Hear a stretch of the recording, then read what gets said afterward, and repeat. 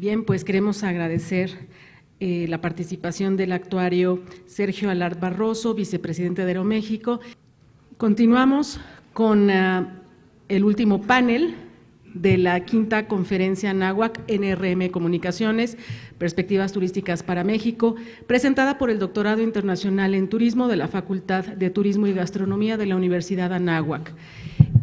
Les recuerdo que las preguntas, en el caso de las mesas y paneles, deberán ser por escrito. Nuestras alumnas edecanes les pueden proporcionar papeletas, ustedes se las regresan y se hacen llegar al moderador. También los invitamos a seguirnos en redes sociales con el hashtag o etiqueta Perspectivas Turísticas.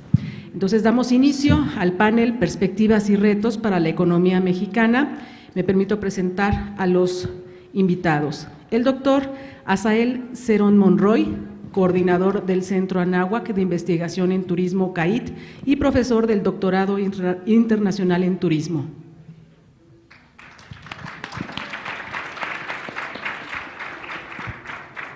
Agradecemos la presencia del maestro Aníbal Gutiérrez Lara, comentarista de temas económicos de Enfoque Noticias. Cedo la palabra al moderador de este panel, el doctor Francisco Madrid Flores, director de la Facultad de Turismo y Gastronomía de la Universidad Anáhuac, México Norte. Gracias, Vero. Pues llegamos prácticamente ya a la recta final de esta conferencia. Les agradezco a todos ustedes que permanecen con nosotros y vamos a entrar en digamos, los señores traen su bola de cristal cada uno para compartir con nosotros la visión sobre la economía que finalmente en buena medida explica el comportamiento turístico. Yo solamente diría en este momento que hemos ya dado a conocer nuestras estimaciones de cierre año y del pronóstico 2016 del fenómeno turístico en nuestro país y probablemente puede sorprender el notable momento que tenemos. Le decíamos al secretario que vemos las llegadas de turistas internacionales alcanzando 32 millones de turistas con un crecimiento del 9.3% en 2015 y para 2016 estamos viendo ya no abajo de 10, sino otra vez arriba de 10% ligeramente.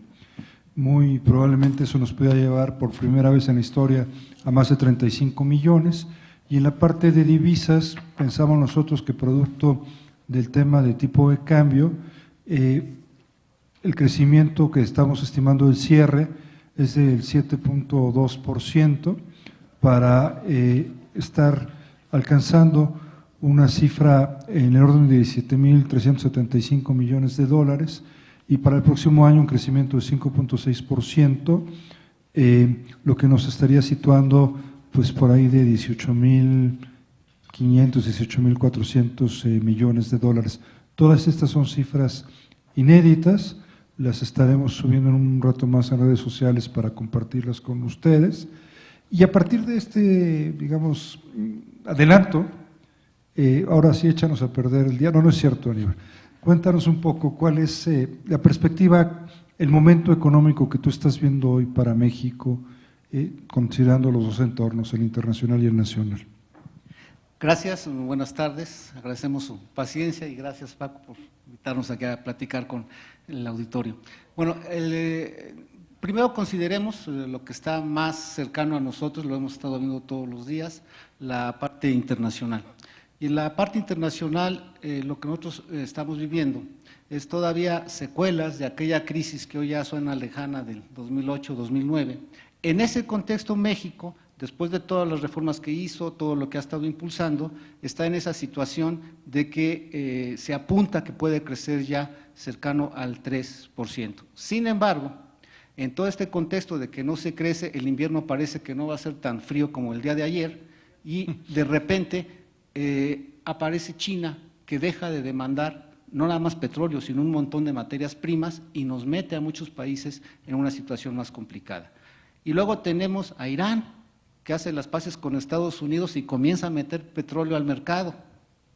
Y luego tenemos a Arabia Saudita que dice, pues yo no voy a bajar mi producción. Y entonces algunos malosos en geopolítica dicen, lo están haciendo así para tronar a Venezuela y a Putin, ¿no? que caiga el precio del petróleo. Pero ya los niveles que hoy se tienen son, digamos, de hace 10, 15 años. En esa idea, el mercado petrolero, que hay una gran oferta, hay un lento crecimiento de las economías y sus principales demandantes, como es China, se cae. Y Estados Unidos pues, nos dio la sorpresa hace un par de años de que ya prácticamente es autosuficiente en petróleo. Entonces, en esa lógica el mercado está deshecho, no hay visos de que se vaya a recuperar rápidamente y nos comienza a pegar a nosotros. Venimos en una tendencia de caída de la capacidad de producción, de la capacidad de exportación, pero también cayó el precio casi en un 50%.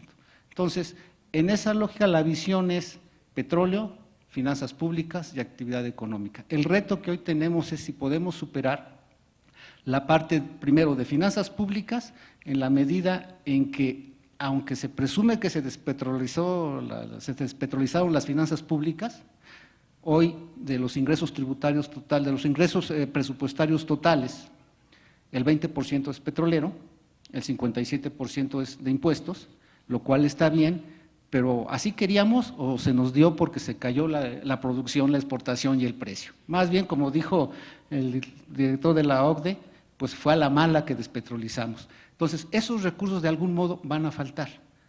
Entonces, eso es lo que está metiendo ahí ruido. Sin embargo, están los fondos de estabilización y el otro ajuste que se hace, bueno, van a entrar menos dólares, pero hoy el dólar se traduce en más pesos, nos ayuda a tener más pesos en las finanzas públicas pese a esta caída. Quién sabe si alcancen a compensar la pérdida, pero ese es el reto que hoy tiene la Secretaría de Hacienda y por eso enfrentamos una situación en la que es previsible que en algún momento haga un ajuste adicional al gasto. Ya vimos que anunció estos ajustes al gasto 2015 y 2016, sin embargo, es previsible que tengan que hacer algún ajuste adicional dependiendo qué pase con esto. O sea, ya no pesan tanto en las finanzas, pero sí pesan. La otra, en términos de divisas, hoy otra vez la principal fuente de divisas son las remesas. Después ya tenemos ganando terreno el turismo afortunadamente y el petróleo pues ya está ahí en tercer, cuarto lugar. Entonces, es importante también entonces ver el tema de las remesas, pero vinculado a otro factor de riesgo que se está acumulando en Estados Unidos, que es la elección allá. Entonces, si pasa algo otra vez que cierre el mercado laboral y que afecte a los trabajadores migrantes, las remesas se van a caer y va a haber menos dólares. Y esto se los comento porque la percepción desde fuera es, si México tiene dólares, va a poder soportar esa crisis y va a poder pagar, que es lo que interesa. La autoridad nos ha enseñado, tiene 170,000 de reservas, más los otros 70,000 que tiene de el crédito flexible con el Fondo Monetario por si lo necesitamos. Hay un colchón importante, pero eso no detiene que haya especulación, que es puesta de acuerdo de algunos intermediarios para especular con las monedas locales y ganar, y ahí sí, con el béisbol contra la base por bolas no hay defensa, ahí no puede hacer nada el gobierno. Entonces uno de los riesgos son de los que están ahí.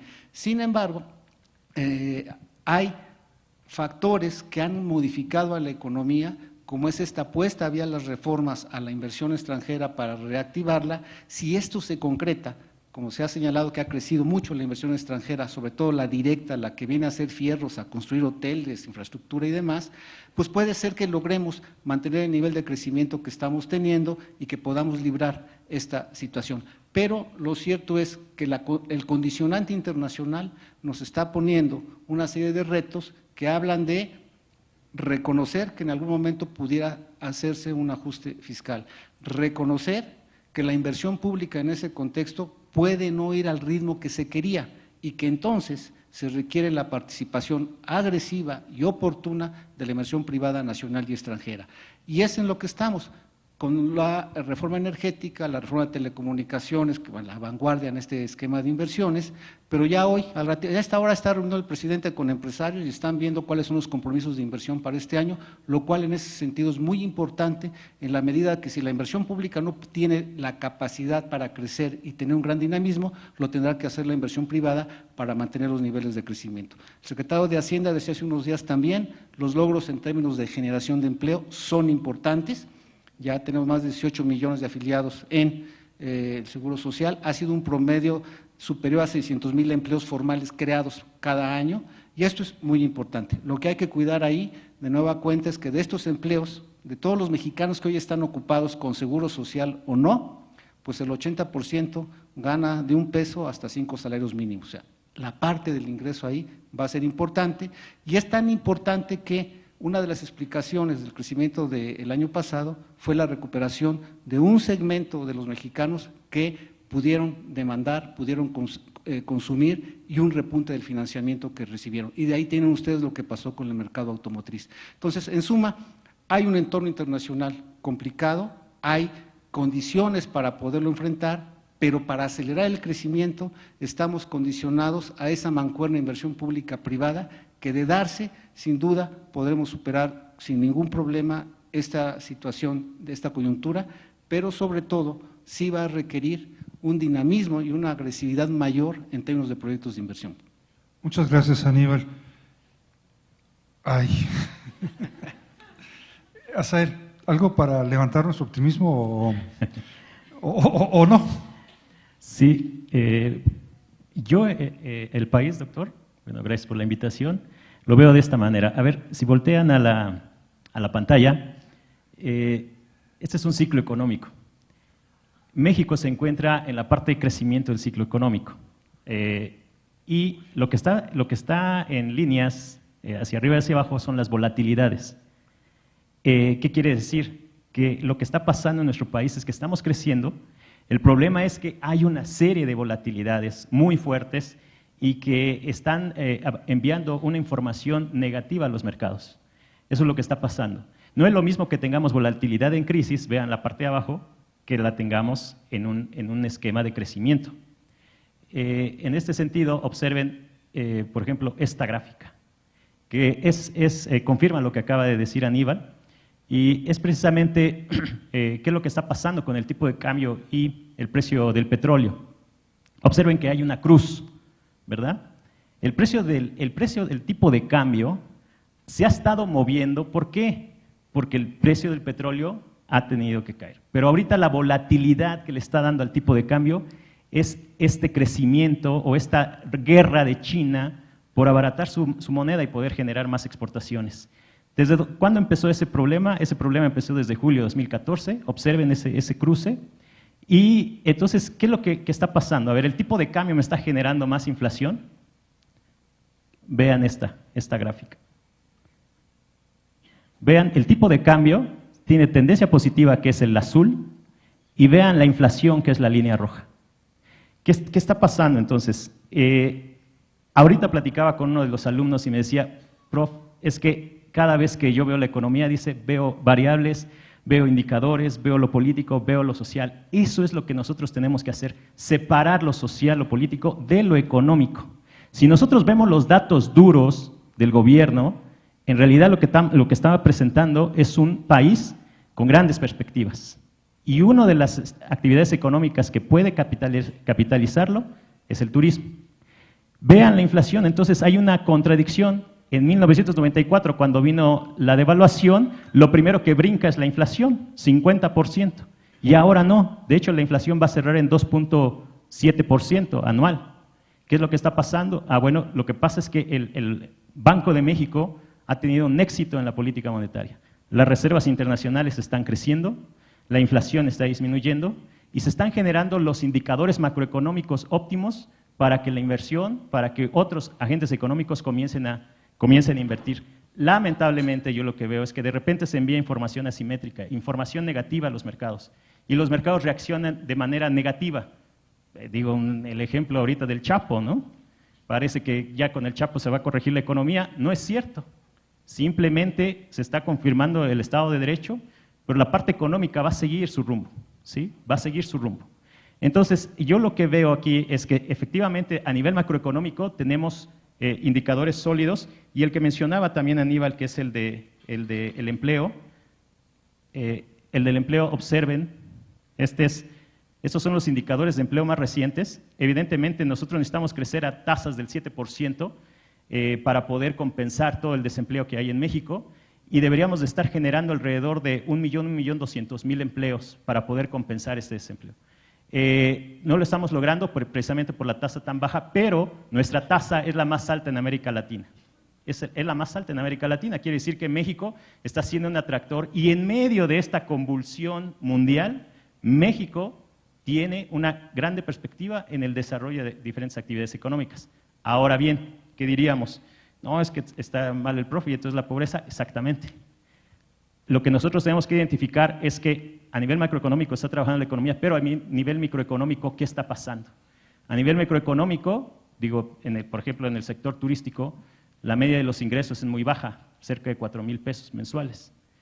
Hay una recuperación del salario real de 2%, porque aumentó 4,2% nominal y la inflación va a ser de 2,7%. Entonces hay una recuperación real.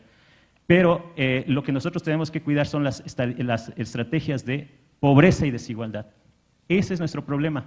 La riqueza se está generando, el problema es que no se está repartiendo entre los mexicanos. Y cuando yo veo en mi bolsillo que no me alcanza para comer o para asistir a un restaurante, como decían en la mesa anterior, pienso que está mal mi país. Pero en realidad yo creo que el problema no está en los indicadores macroeconómicos, sino en las estrategias de distribución del ingreso. Y ese es el problema. La reforma fiscal no lo hizo. La reforma fiscal lamentablemente premió a la gente menos menos competitiva, y los más competitivos son los que están pagando muchos más impuestos, ¿no? Es así como veo a nuestro país. Estamos teniendo convulsiones, pero en una tendencia positiva.